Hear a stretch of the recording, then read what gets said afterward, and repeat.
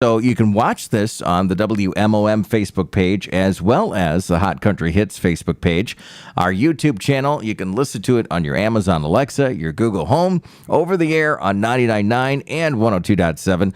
Oh, I'm taking a breath there. How you doing, sir? I'm doing great. Good morning to you, and thanks for coming in. Oh, thanks for having me.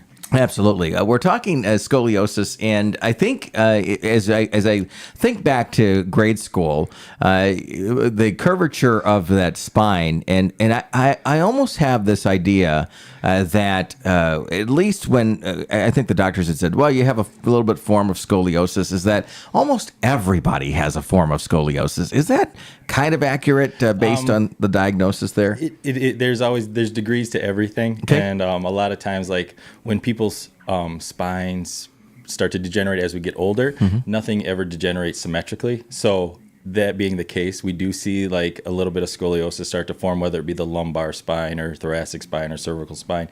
On top of that, too, as with the advent of technology and things like that, and like sustained postures over time, like we do see like, yes, the spine will shift and a little bit of scoliosis, but more than anything, what we're checking for in the office is that genetic form of scoliosis, the one where it's a lateral curvature of the spine, either to the left or to the right, usually showing up in the thoracics and lumbars that can really lead to some debilitating problems down the road. Okay. And it's definitely one of those situations where the earlier you catch genetic scoliosis, or the earlier we catch it, the more treatable it is. And those two terms that you just said, the lumbar, right? Yeah, lumbar, the lower back. Okay, and thoracic, the middle back. Sorry, okay. I should have. No, it's okay. I'm learning this in this sense.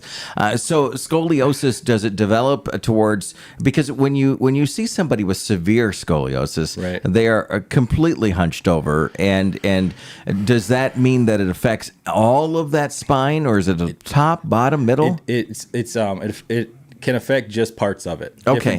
Different types of scoliosis can affect different parts. So a lot of times it will just affect the thoracic spine. Sometimes they'll affect the lumbar or lower back. And then what we sometimes see is a double scoliosis. So what you're referring to, which is a really great point, is hyperkyphosis. Where you see people start to round forward and they're hunched right over. Yeah. That's a little different, right? Hyperkyphosis is basically the rounding forward of the back. What we're talking about is the lateral shifting of the back. Okay. So, but we do see that as well, and we do see that we see that more and more as like the world becomes more sedentary and the technology and everything else, like we've touched on before in earlier episodes, is just that that hyperkyphosis, that rounding forward. Now, is that something we check for in the office? Yes, but typically we see it later in life. So, okay, let's dive into that if you don't mind, because I'm curious about this, and if we veer just slightly away from the scoliosis, we'll come back there. But so if you see somebody that has that, and we see it a lot of times, or maybe not, I don't know. I mean, I'm going to throw some at least experiences out. I grew up in northern Michigan. We had a lot of farmland up there, a lot of farmers and so on and so forth.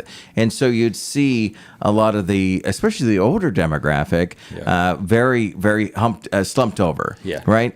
So that's not necessarily scoliosis? Not necessarily, no. Okay. Yeah, what you're seeing there is just and God bless the farmers that, toil their life away, and they use their bodies in such a physical manner that eventually like things just start kind of just crumbling, right? Okay. And it's usually when they hit their 85, 95, 105, right? And I know those guys, right? They come into the office and absolutely, and we work on them, but basically what's happening there is they've used their body so much so, and everything is in front of a farmer, right? Especially I see it a lot with our dairy farmers because they spend so much time under a cow, right? Yep, working that way. We see them start to round forward like that, and then their body just gets so adapted to that, and the muscles in the front of their body get so tight that it just starts pulling them forward, and eventually that's their everyday posture, right? Okay.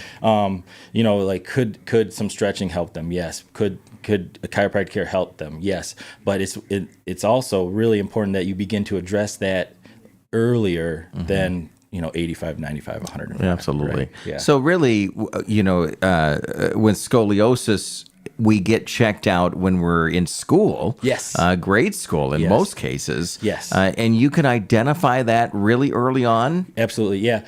So it's really unique. And I don't know if you remember, like it was like third or fourth grade, or maybe a little later. Some of the moms would come in and they would be trained on scoliosis. Then they would go around to the classrooms. And what happens with scoliosis is, as a child bends forward, you'll see their rib cage shift. So you'll notice one side of the rib cage will stick up higher than the other in a forward bend position, right? Or in the flexion position, as we call it in the office. Okay. And that's a really basic screening for scoliosis. And that's literally what we're offering in the office for the month of August, is just, we're going to do a little more in depth than just the basics, but we're going to do a screening just to make sure these children 12 and under aren't dealing with that, just because they're not getting those same checks in school now. Has that changed? It does. Yeah, we no longer offer those checks in our local area for scoliosis. So I figured it's still a thing. It's still around. I still see it every day in my office.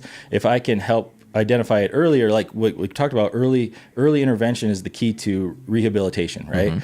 So the sooner we see it, the sooner we can address it, the less likely it is that they'll deal with bigger problems down the road. Because it's not the immediate future that we're trying to affect. It's the long game, right? It's when these kids get to be 30, 40 years old. Okay, so two questions come out right away. Is it can it be genetic?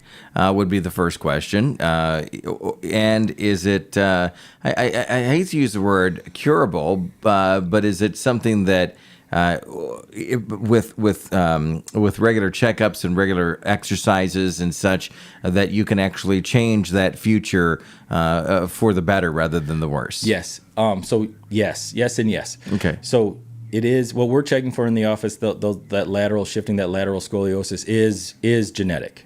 It is genetic, and typically, your mother or your grandmother or your father or your grandfather had some form of scoliosis, and a lot of times, like the parents, when I'm in the room with the parents and the kid is in there and we're checking the kid out, they're saying, yeah, my grandmother dealt with this or my mother dealt with this, and it really got bad as she got older. So that's what we're looking for, and yes, treating it can cure it. It can.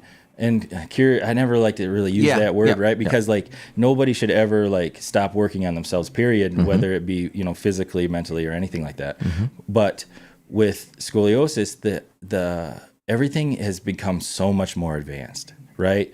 The less invasive treatments, and I remember, I don't know if you remember, there were kids that used to wear braces, like these hard shell braces that would allow them, that would actually start to shift their spine back to center. Okay. And now it's even more advanced than that. Now they have these soft braces that move with the body, that put the tension in the right places, that essentially take something that's all crooked and bring it back to straight. Okay. So and the sooner we can get them into that type of protocol, the less impactful on the body. Because if it's left untreated, that's when you end up with kids with rods in their backs, right? Because they'll go in and surgically, and they'll attach anchor points to the spine, then they'll put rods in, and then they'll straighten that through surgery, straighten that spine out if it's bad enough that way. And we obviously, that's what we're trying to avoid. The new braces that you talked about a moment ago, is that something that they have to wear for a long period of time? It all depends. It's almost like wearing braces for your teeth. Okay. Like every case is unique, and so they assess based upon that, and then they assess based upon the rate of change that they see within the child's spine. Okay. And truth be told, I don't do any of this in my office. All we're looking for is that lateral curvature. If we see it and I'm like, hey, we should investigate this further, the beautiful thing about my office is we have an x-ray unit right there. So hey, let's snap a quick picture of this so we can just get some visual on it. So that's when we take those films and say, okay, this is what we're looking at. And then we can make an accurate assessment as far as what level of intervention are we going to need here. And then most of the time we're able to hand that off, or we relay that information to the primary care provider, because obviously they're the ones that are going to be able to fill out the proper referral paperwork for a spine institute or something like that. Do you see, and this might be a question you can't answer because it goes to that referral stage, is with scoliosis, do you see that insurance providers, they support that, or is it tough to convince those those insurance companies? No, it's not tough with scoliosis because it's based upon the degree of the curve. It's very black and white and very cut and dry. Okay. So like most of the time, if there is, let's say, insurance coverage for these type of things, and again, when we start talking insurance, every insurance policy is different. But no, it is definitely one of those things that they can. It's for a medical provider or a chiropractor or things like that to communicate clearly that this is something that is medically necessary is very straightforward. All right. We're talking with Dr. Jacob Seng, North Star Chiropractic this morning, but scoliosis, you're doing these free what's the right word? Screenings. There you go. For the month of August. So just stop down.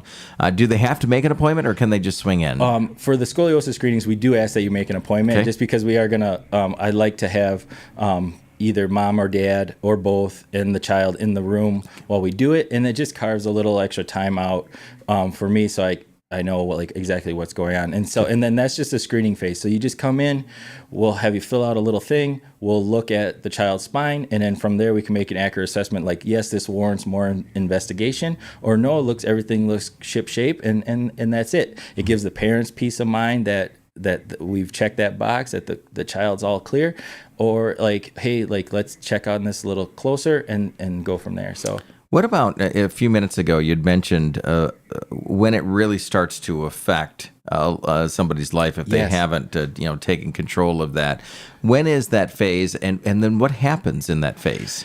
So as an adult, so most of the time, the scoliosis we're checking for shows up during those high rates of growth. So typically in puberty for boys and girls. Mm-hmm. So if it's left unchecked, and by the time they hit their mid-20s and 30s, that's when they're like, this is getting bad, and then typically their doctor will communicate a similar thought, and that's when you see patients in their 30s and 40s getting rods put in their back to straighten their spine. Okay. Mm-hmm. And again, that's what we're trying to avoid. So I'm not trying to scare anybody into this, but it's something to be aware of, something that we can check for, something that is easily treated when you're young.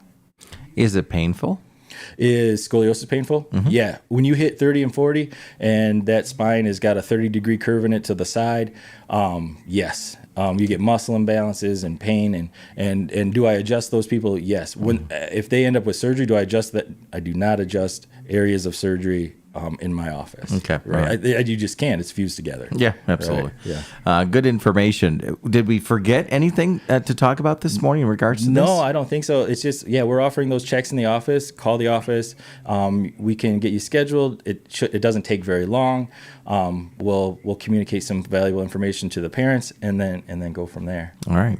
Good information this morning. If somebody wants to get a hold of you, they can give you a call.